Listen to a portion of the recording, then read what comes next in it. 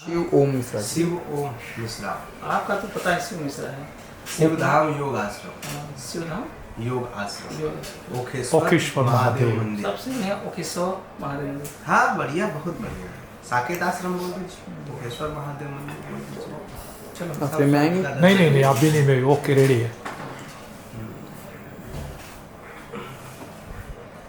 Role. जी नमस्कार, आप देख रहे हैं सुदर्शन टीवी न्यूज। मैं हूं प्रेम को निषाद। आज हम ओखेश्वर महादेव मंदिर पे उपस्थित हैं, जहां पे महारुद्र यज्ञ का आयोजन किया गया और हमारे साथ खास तौर पर बातचीत करने के मौजूद हैं शिवम मिश्रा जी। उनसे बातचीत करें किस तरीके से यज्ञ का आयोजन किया जा रहा है और यह कितने दिन तक चलेगा। जी नमस्कार, आप सभी दर्शक मित्रों को प्रणाम। ओके।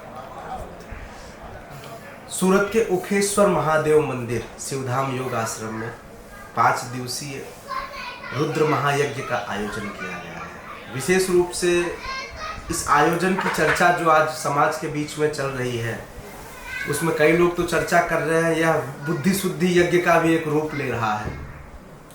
आज इंग्लैंड से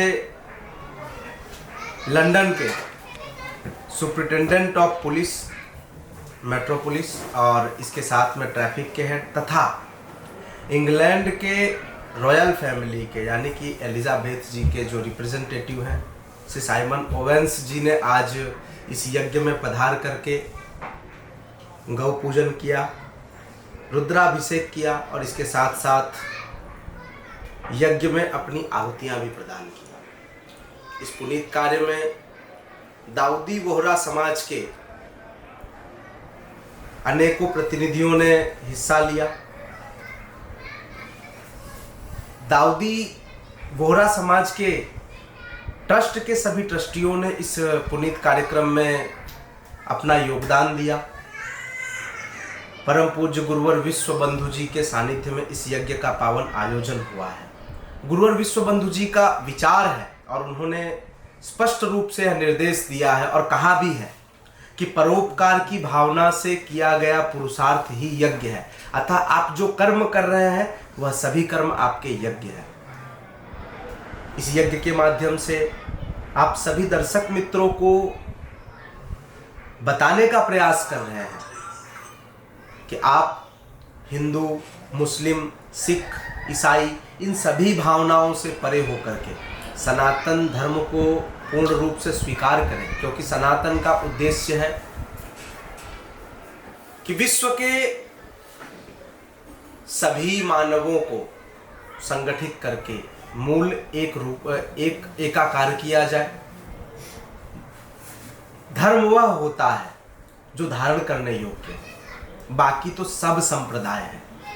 एक विशेष बात आप जरूर ध्यान रखिएगा कि जिसका निर्माण है उसका विनाश है, जो बना है वो बिगड़ेगा। इस्लाम धर्म का निर्माण हुआ आज से 1469 या 70 साल पहले हजरत मोहम्मद पैगंबर साहब ने किया। ईसाई धर्म का प्रारंभ आज से 2022 साल पहले ईसा मसीह जी ने किया। तो एक बात तो स्पष्ट है कि जिसका निर्माण है उसका अंत है, परंतु सनातन का अर्थ होता है यत्र तत्र सर्वत्र।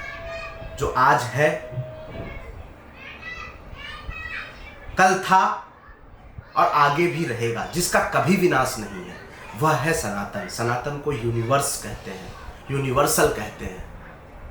और हमारे यहाँ एक श्लोक विशेष रूप से प्रचलित है कि हम विश्व बंधुत्व की भावना को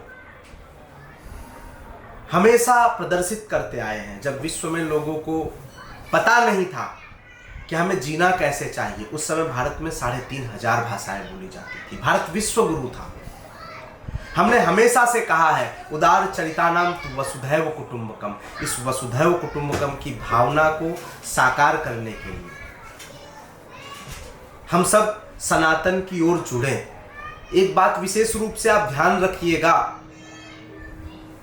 कि जितने बने हैं, जितने भी पंथ हैं जो आज अपने आप को धर्म कह रहे हैं, इन सभी का विनाश निश्चित है, परंतु सनातन एक ऐसा शब्द है, एक ऐसा धर्म है कि जो कभी भी न बना है और न कभी बिगड़ेगा। एक देश को चलाने के लिए एक संविधान यानी कि कॉन्स्टिट्यूशन की आवश्यकता होती है, उसी प्रकार इस पृथ्वी को चलाने के लिए जो संविधान जो कॉन्स्टिट्यूशन बना हुआ है उसे हम सनातन कहते हैं, उसे हम धर्म कहते हैं। तो इस धर्म से सभी को जुड़ा जाए, मूल धर्म में सभी की वापसी हो, इस कार्य को लेकर के हम प्रयास कर रहे हैं कि बुद्धि शुद्धि यज्ञ के माध्यम से हम सभी को सनातनी बनाएं और इन हिंदू मुस्लिम सिख ईसाई के पंथों से दूर करके सनातन जैसे मूल धर्म में सभी को जोड़ करके विश्व में शांति और भाईचारे को स्थापित करें। जिस तरीके से जो यज्ञ का आयोजन किया गया है, महारुद्र यज्ञ का आयोजन किया गया, कहीं कि आज दूसरा दिन है, तो दूसरा दिन है तो जो यज्ञ हो रहा है उसके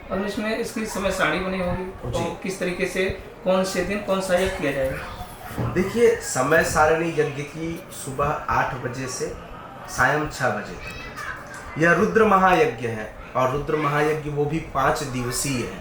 तो आज का जो हमारा कार्यक्रम रहा है वैदिक विधि विधान और मंत्रोच्चारण के साथ, वैदिक ब्राह्मणों ने अग्नि मंथन करके अग्नि को प्रकट किया, प्रज्वलित किया और उसके माध्यम से आज यज्ञ में हवन करने का कार्य प्रारंभ हुआ है। जी, जिस तरीके से अंतिम दिन क्या व्यवस्था रहेगा यहाँ पे?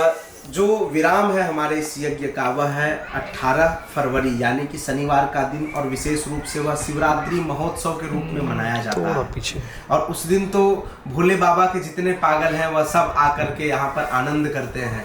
तो वह दिन ऐसा होता है कि यहाँ पर कोई गिनती नहीं होती कि कितने लोग आते हैं, परंतु जो व्यवस्थापकों के माध्यम से यहाँ पर सूचना मिलती है तकरीबन 1 लाख से अधिक लोग उस दिन भोले बाबा के दर्शन के लिए अपनी भक्ति को, अपनी श्रद्धा को महादेव के सामने प्रकट करने के लिए अपनी हाजिरी लगाते हैं। और जहाँ तक यहाँ के लोगों का मानना है कि वह जो भी अपनी आदि व्याधि उपाधि लेकर के आते हैं, महादेव उनकी सारी उपाधियों को दूर करके उन्हें मुक्ति प्रदान करते हैं। आएगा अभी